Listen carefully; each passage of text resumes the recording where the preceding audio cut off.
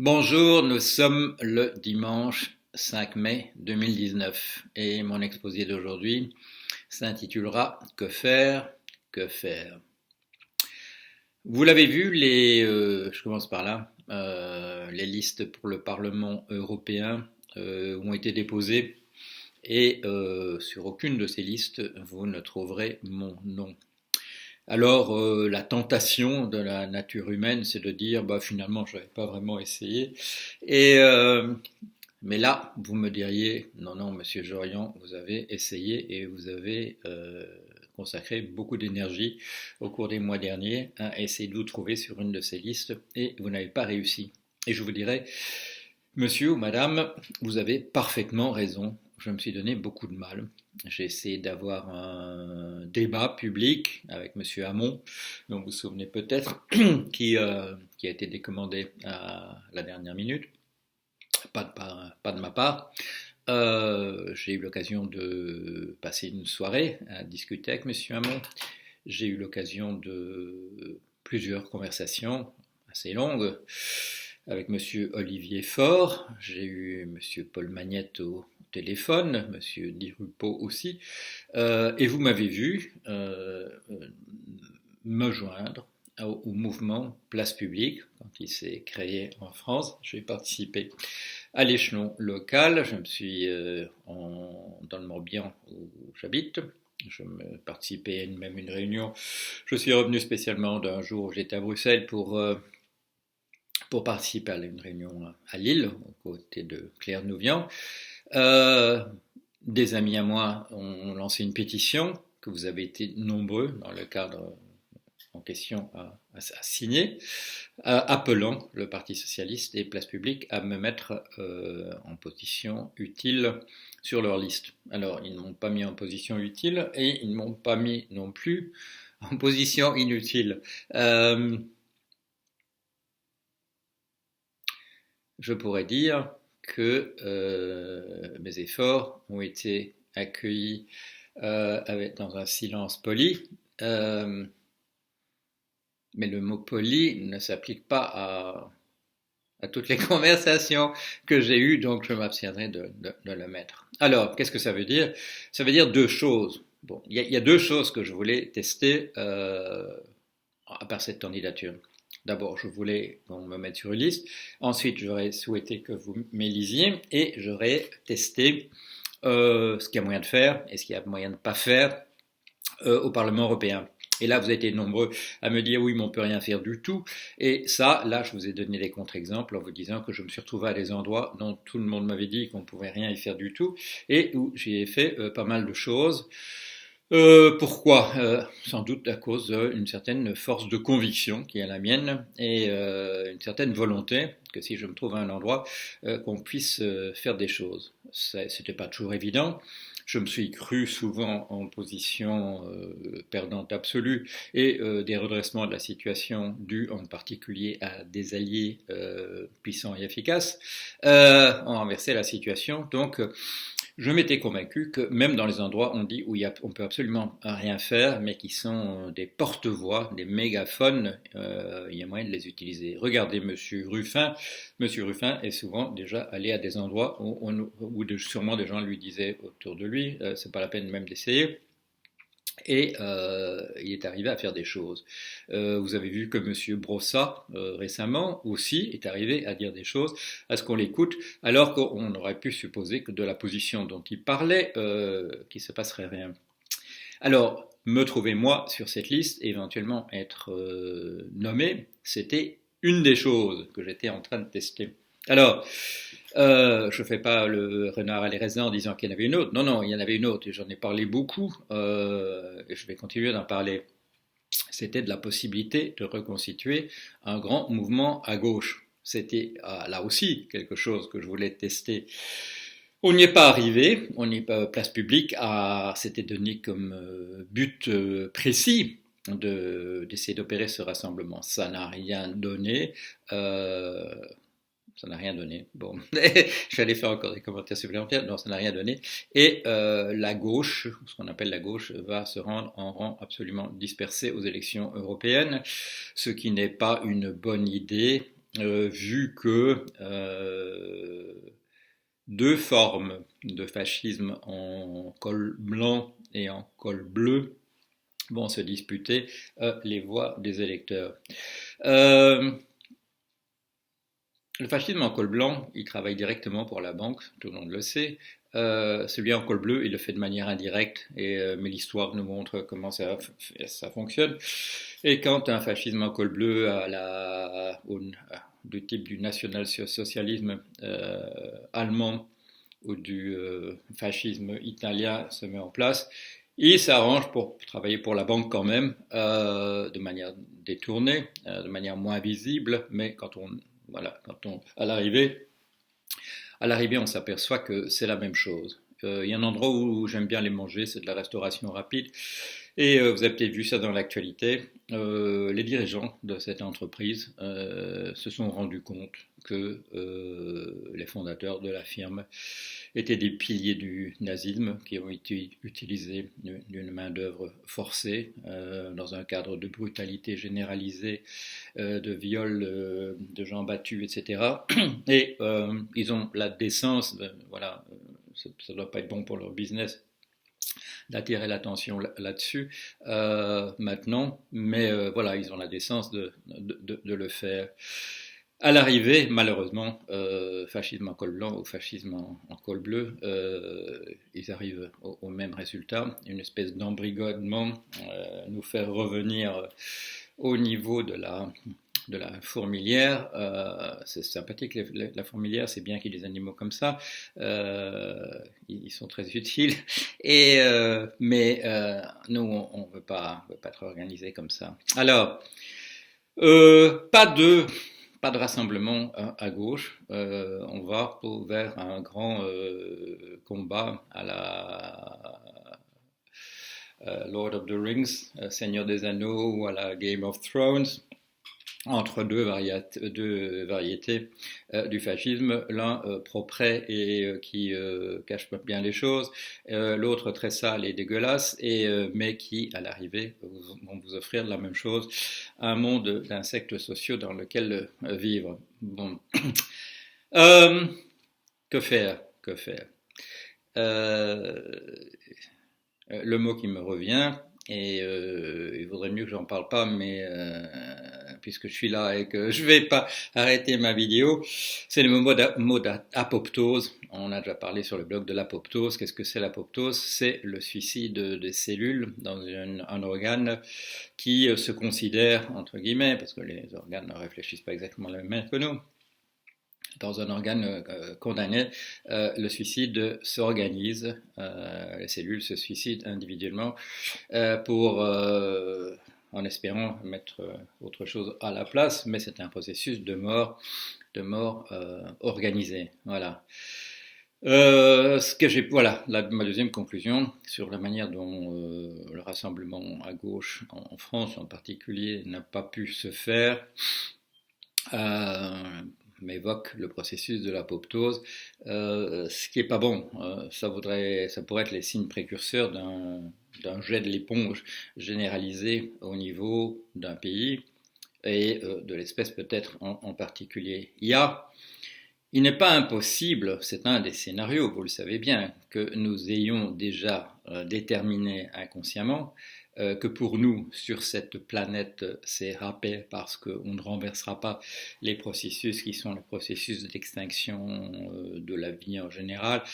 Il restera probablement des bactéries, des virus au fond des océans. Ça, c'est oui pendant un certain temps, puis le processus pourrait repartir avant que la Terre elle-même ne disparaisse dans la disparition de son soleil, de son étoile, un jour ou l'autre.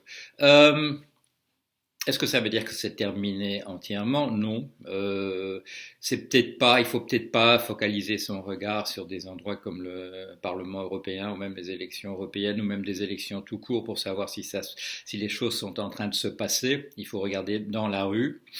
Nous sommes dans une époque où des choses importantes se passent dans la rue et vous le savez aussi, quand il y a beaucoup de répression, c'est aussi un signal qu'il y a en face, il y a des gens qui ont peur. Hein, sinon, il n'y aurait pas une répression brutale pour essayer que les gens restent à la maison. On n'essaierait pas de modifier les lois pour transformer des comportements tout à fait ordinaires et qui font partie du processus démocratique en crime ou en délit. Il se passe des choses dans la rue, les gens vont dans la rue, les gens vont protester, on est dans la protestation, les gens vont pour des raisons diverses. Vous le savez, il y a même parfois de manière concurrente plusieurs cortèges dans la même ville, les enfants et les adolescents et toutes les bonnes volontés aussi qui s'y joignent, qui vont essayer de faire quelque chose contre l'extinction de l'espèce. D'autres personnes qui circulent davantage sur des questions de, je dirais, de survie immédiate, de vie quotidienne. Qu'est-ce que ça veut dire? Bon, ça veut dire surtout que les gens savent que le truc machin ultralibéral qui avait fait la preuve de son inanité, de sa stupidité, du danger qu'il représentait en 2008, qu'il y a encore des gens que nous élisons au pouvoir pour essayer de terminer en vitesse ce machin. On va tout privatiser, on va voilà. Il y a une très belle voilà. Une très belle vidéo sur laquelle on a attiré mon attention hier dans les commentaires du blog de Monsieur Pompidou qui vous fait un éloge de l'ultralibéralisme. Ça doit être au tout début des années 60 ou toute fin des années 50. Ça vous fait froid dans le dos. Mais ce monsieur s'est retrouvé président de la République, malgré les horreurs qu'il disait, malgré que là, je dirais, c'était le programme du fascisme en col blanc, avec sa signature mise derrière, et assumé avec fierté, Voilà où on en est. Que faire? Se joindre, bien entendu, au mouvement de protestation, éviter ceux qui retombent dans les ornières précitées, celles qui une manifestation ou un groupe dans une manifestation qui est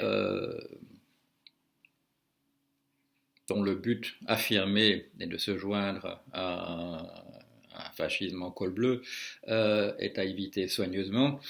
Il y a des débats autour de moi, parmi les amis du blog de Paul Jorion, les commentaires sur le blog, etc., de dire que c'est pas facile parfois à distinguer. Ben là, on est tout à fait d'accord. Si on était dans un truc où il suffisait de mettre une croix en dessous de la colonne bleue ou la colonne rouge, les choses seraient très simples. Le problème, vous le savez, c'est que les jours sont comptés. Vous avez peut-être vu, je l'ai mis. Je l'ai pas mis en première page pour pas désespérer bien en cours, comme on dit, comme on disait autrefois. La déclaration d'Anémone sur le fait qu'à son sens, c'est râpé, puis c'est terminé, puis voilà, on met la clé sous la porte et on va ailleurs. Ou on se met dans son lit et on attend que voilà. Que l'apoptose ait fait son effet. Ou bien, on fait comme les Chinois. Vous avez peut-être vu ça. C'était dans le Guardian hier. Enfin, ça devait être à plein d'endroits, mais moi je l'ai vu dans le Guardian. On emmène les petits enfants chinois dans des expositions en plein air, organisées dans un paysage qui évoque la surface de la planète Mars, qui est dans le désert de Gobi. On a organisé une simulation d'une colonie sur Mars. Et les petits Chinois qu'on interviewe ont bien préparé leur voyage scolaire et ils savent que le danger, c'est essentiellement les rayons cosmiques, c'est ceci, cela, etc. Bon, ils savent déjà, il y a peut-être parmi eux un certain nombre d'enfants qui rêvent d'être les colons de la planète Mars. Et je sais qu'il y en a dans d'autres pays. Pourquoi? Parce que nous sommes une espèce que les biologistes appellent sociale, opportuniste parce que nous ne nous arrêtons pas devant l'obstacle et nous inventons de nouvelles stratégies, et, mes amis, et ça c'est une grande partie de Notre-Dame maintenant, colonisatrice, qui ne s'arrête que quand son environnement est épuisé, et quand elle a un peu d'imagination, comme quand c'est des lemmings, et va chercher, voilà, on se précipite à essayer de trouver un nouvel environnement dans lequel on pourrait vivre. Alors nous en sommes là, c'est ça le paradoxe, c'est ça la ruse de la raison cachée dans des trucs comme le transhumanisme, c'est de persuader les petits-enfants qu'il faut continuer à réfléchir pour essayer de sauver cette planète, mais qu'il faut peut-être pas mettre tous ses œufs dans le même panier et qu'il faut peut-être aller se mettre ailleurs si ici ça devient absolument invivable et faire de la terraformation, c'est-à-dire d'aller créer une nouvelle planète pour nous ailleurs, sur ce qui existe encore à un autre endroit. Vous savez sans doute que monsieur Philip K. Dick, le grand auteur de science-fiction, que ce monsieur avait un petit peu des problèmes il s'interrogeait lui-même sur sa santé mentale, mais il était convaincu qu'il écrivait ce qu'il écrivait, c'était pas de la science-fiction, que c'était de l'histoire, qu'il ne parlait que de choses qui lui apparaissaient dans son imagination parce qu'elles lui venaient du futur et que quand par exemple dans ce livre dont je ne sais plus exactement comment s'appelle la nouvelle dont le livre est tiré, mais le film qui a été fait par Verhoeven s'appelle Total Recall, rappel total. Il est question d'aller sur Mars et de transformer cette planète en une planète habitable pour nous. J'ai un livre qui sort, c'est un roman, je vais encore en dire un mot pour terminer.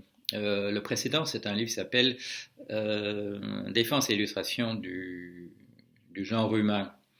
Et ce livre a été peu commenté, il a très peu été commenté, et en partie, d'après ce que j'ai entendu, de gens qui ont hésité à en parler, c'est des gens qui étaient en désaccord avec l'image positive que j'offrais de la Chine dans la dernière partie du livre. Je présentais la Chine comme étant peut-être le pays qui a une idée, qui va essayer de la mettre en œuvre sur ce qu'il faut faire maintenant, qui a une réponse au que faire, qui n'est probablement pas plus assuré que nous que ça va véritablement marcher, mais qui au moins a des idées et qui mobilise ses énergies pour le mettre en œuvre. Alors, je ris beaucoup ces jours-ci, parce que vous voyez, si vous regardez un peu sur l'Internet, et vous le faites sûrement puisque vous me regardez en ce moment, il y a beaucoup d'indignation à propos du crédit social en Chine. Le crédit social, c'est le fait qu'on attribue aux gens une cote, une notation, en fonction de la personne qu'ils sont, et les gens qui sont des gens voilà, qui font les choses comme on les espère dans les sociétés, reçoivent des notes très élevées, et les autres reçoivent des notes moins élevées, mais chacun a une notation qui lui est offerte de cette manière-là, qui lui est plaquée plutôt. Et ce qui est plus effrayant, bien entendu, c'est dans la vidéo qu'on vous montre, ce sont des Chinois qui disent « Ah oui, mais c'est formidable, c'est très très bien, hein, c'est une très très bonne idée, des vieux, des jeunes, etc. » Et on me dit « Vous avez vu ça ?»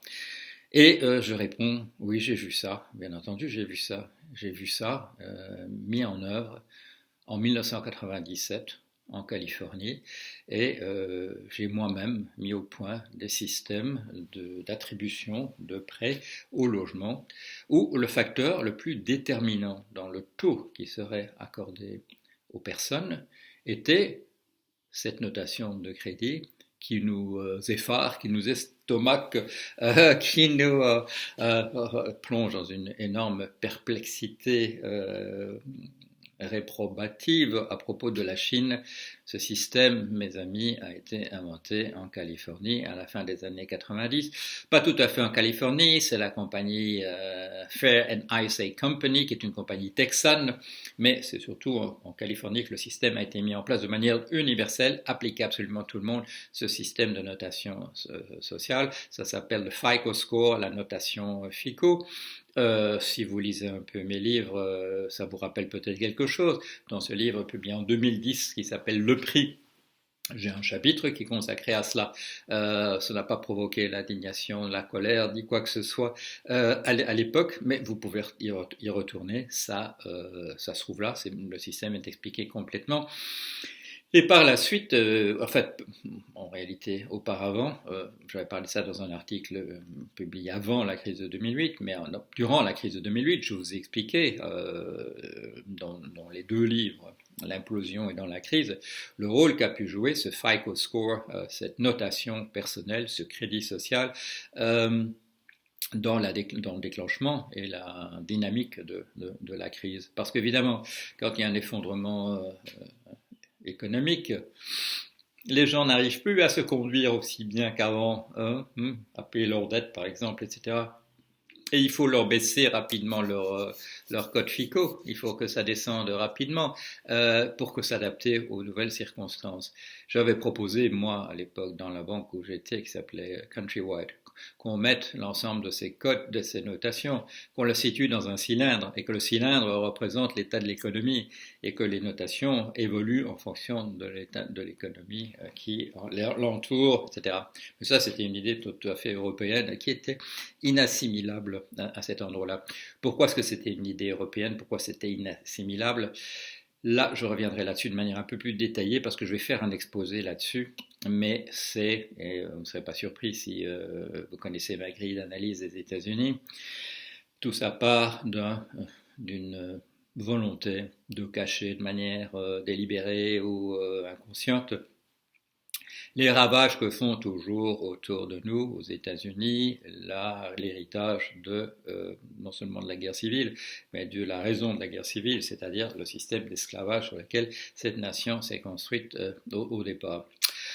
Je crois que j'ai fait un petit peu le tour de ce que je voulais vous dire. L'important, c'est que, à mon sens, c'est que j'ai voulu tester la possibilité d'une gauche de se réunir autour de la question des élections européennes, que le test a échoué, à mon sens, qu'on va se retrouver de plus en plus dans nos pays avec un affrontement entre deux partis dont l'avènement n'est souhaitable ni de l'une ni de l'autre, enfin l'une est déjà en place et s'enfonce dans une représentation répressive et autoritaire d'elle-même, mais c'est inscrit. Si c'est du fascisme en col blanc, c'est parce que ça a ces dispositions-là depuis le départ. Et en face, malheureusement, on voit aussi monter, je dirais, le cousin, voilà, le cousin de la campagne de. Je ne veux pas dire du mal des campagnes, j'aime beaucoup les campagnes, mais je veux dire le cousin d'ailleurs de quelque chose qui finalement à l'arrivée nous propose la même chose. Alors que faire j'ai dit que pour terminer, je ferai une petite allusion au fait que une chose qu'on ne pourra pas dire à mon propos après ma mort, c'est que j'aurais pas tout essayé. C'est que j'aurais pas essayé de tout voir. Ça, j'ai quand même essayé de tout voir et j'ai eu la chance qu'on m'invite à plein d'endroits pour en me disant ben, vous êtes peut-être la personne dont on a besoin ici maintenant. Et ce qui m'a permis de voir du pays et de me trouver à des endroits où on faisait des choses pionnières dans différents domaines. Il s'est fait aussi que voilà comme je l'explique dans un texte qui paraîtra un jour, il s'est trouvé que je me suis retrouvé aux États-Unis à avoir au téléphone mes enfants et de bredouiller parce que je n'arrivais plus à parler le français correctement, parce que je passais des journées entières, des semaines entières, des mois entiers sans parler le français à quiconque, et que un jour, après une conversation comme celle-là, je me suis dit, ça quand même, non, je peux pas faire.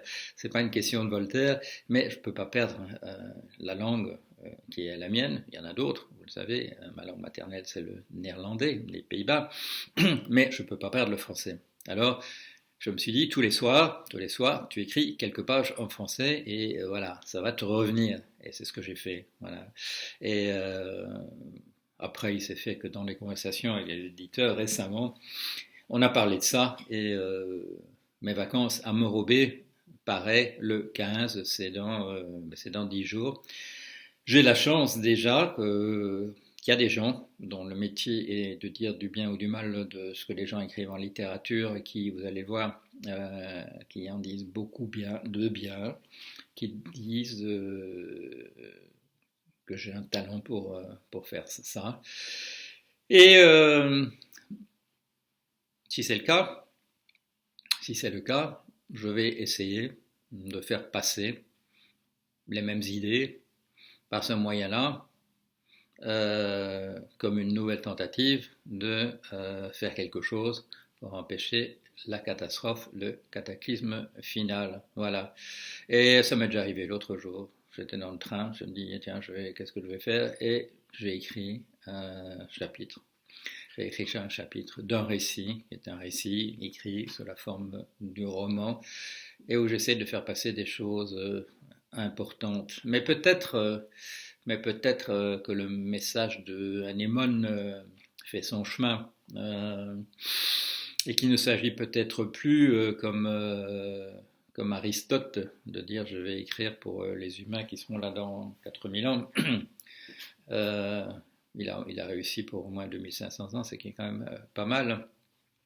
Mais peut-être de s'adresser directement à ses propres contemporains en n'essayant pas de faire des plans sur la comète, de s'adresser à soit à des humains dans 4000 ans, soit à des robots qui nous auront succédé, mais peut-être de s'occuper de parler directement, non pas que je ne l'ai pas fait d'une manière ou d'une autre, mais de parler aux personnes, mais de parler à tout le monde, et d'écrire des textes que tout le monde peut lire, où il n'est pas nécessaire de savoir ce que veut dire pragmatique ou épistémologie ou paradigme, etc.